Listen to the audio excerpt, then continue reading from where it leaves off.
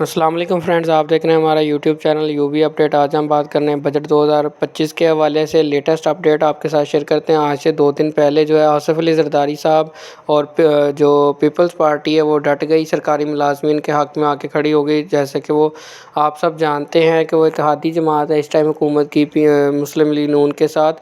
تو آصف علی زرداری صاحب جو اس ٹائم پاکستان کے صدر ہیں اور ان کی جماعت جو ہے ملازمین کے حق کے لیے کھڑی ہوگی، اور انہوں نے کہا کہ مہنگائی کے تناسب کو دیکھتے ہوئے کم سے کم 50% سیلری ملازمین کی بڑھائی جائے۔ سرکاری ملازم کو تنخواہ جو ہے 50% اضافے کے ساتھ اس بجٹ پر دی جائے۔ اب سے کچھ دیر بعد بجٹ پیش ہونے والا ہے، لیکن 2 دن پہلے انہوں نے یہ میٹنگ میں اور پریس کانفرنس میں اظہار کیا تھا کہ 50% بڑھائی جائے، کیونکہ ارکان اسمبلی جو ہیں ان کی اتنی 500% تک تنخواہیں بڑھائی گئیں، اور جب سرکاری ملازمین کی بات آتی ہے تو IMF اندر آڑے آ جاتا ہے۔ تو اس حوالے سے انہوں نے کہا کہ ہم ملازمین کے ساتھ کھڑے ہیں، اور کچھ ہی دیر میں آپ جانتے ہیں کہ بجٹ پیش ہونے والا ہے۔ اگر آپ اس چینل پر پہلی مرتبہ آئے ہیں تو چینل کو سبسکرائب کر لیں تاکہ ہر آنے والی نئی ویڈیو آپ تک پہنچ سکے۔ دعاؤں میں یاد رکھیے گا۔ اللہ حافظ۔